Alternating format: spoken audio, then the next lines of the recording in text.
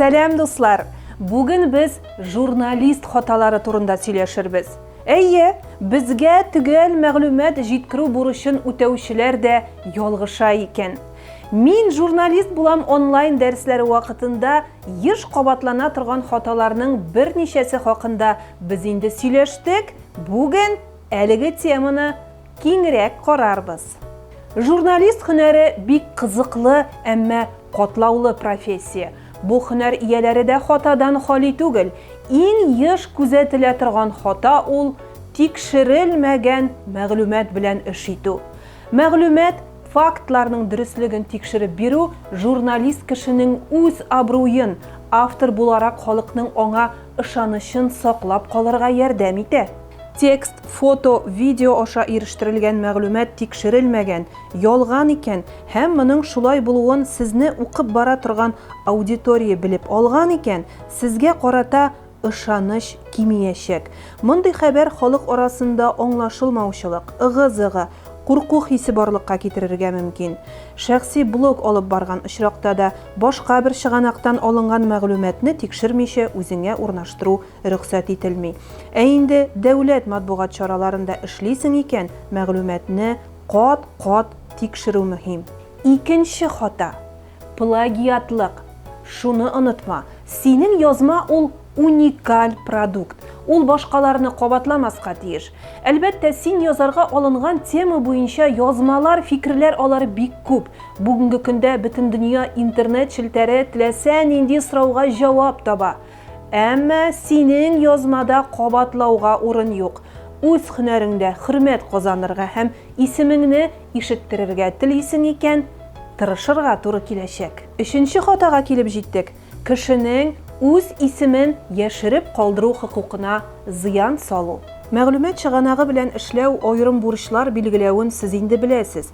Әйтик, чыганак үзенең кем икәнлеген яшереп калдырырга теләсә, журналист бер сүзсез бу теләккә буйсына һәм язмаларында да, редакция кешеләре белән сөйләшкәндә дә чыганакның исемен ачмый. Чыганакның исемен күрсәтмәү әхлакый кагыйдәләрдән чыгып билгеләнә һәм ул кешенең алга табада ышанычын, хезмәттәшлек итү теләген җуймас өчен эшләнә.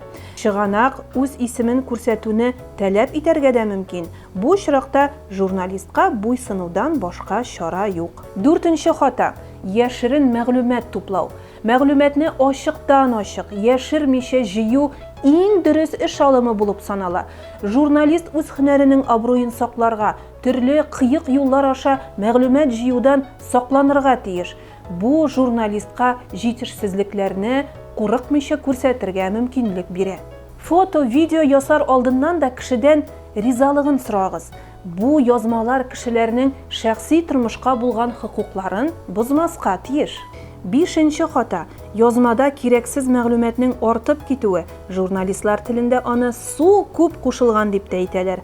Мәкалә сыйфатына зыян салучы күренеш. Су кушылган язмаларда төп фикерне абайлап алу кыен. Бу сезнең һөнәри яктан өлгермәвегезне, теманы тулысынча аңламавыгызны күрсәтә. Нинди дә булса теманы яктыртырга алынганчы, аны тулысынча өйрәнү, ничек дип әйтәләр әле, төбенә төшү кирәк булачак. Шушының белән хаталар бетте дип уйлыйсызмы? Юк әле. Әле тагын 6-нчы, 7-нче хата бар. Хәзер алар хакында да сөйләп үтәбез. Димәк, 6-нчы хата. Билгеләнгән вакыт аралыгына сыешмауда оста каләмчегә хас сыйфат түгел. Дедлайн дип аталган бу төшенчә журналист алдына шулай ук зур җаваплылык, вакытны дөрес бүлү күнекмәләрен исти. Материалны билгеләнгән вакытта тапшыру иң мөһиме. 7-нче хата – журналистның җәмгыять каршында җаваплылыгын оныту. Һәр журналист язма язар алдыннан бу фикерләремнең аудиторияга тәэсире нинди булыр дип уйланырга тиеш. Чөнки журналист үзе дә сизмәстән халык арасында тавыш чыгуга, бәхәс кузгалуга, фикер уянуга сәбәпче була. Шул рәвешле ул җәмгыять тормышына да тәэсир ясый. Бигрәк тә үтереш, ришвәтчелек, теракт, суд эшләре, җинаятьчелек белән бәйле темалар яктыртылганда укучы битараф кала алмый. Халык газета битләрендә басылган яки эфирдан яңгыраган андый хәбәрләр турында озаклап гәп куерта. Димәк, журналистның һәр адымы, авызыннан чыккан һәр сүзе җәмгыять тарафыннан игътибарга алына. Шуңа күрә журналист дөрес булмаган мәгълүмат таратудан сакланырга тиеш. Дәлилсез фактлар, түбәнсетүче бәяләмәләр кешенең дәрәҗәсенә зыян салучы фикерләр булырга тиеш түгел. Зыян салма, бу журналистның төп кагыйдәсе. Бүгенгә шулар иде. Мин сезнең белән саубуллашам.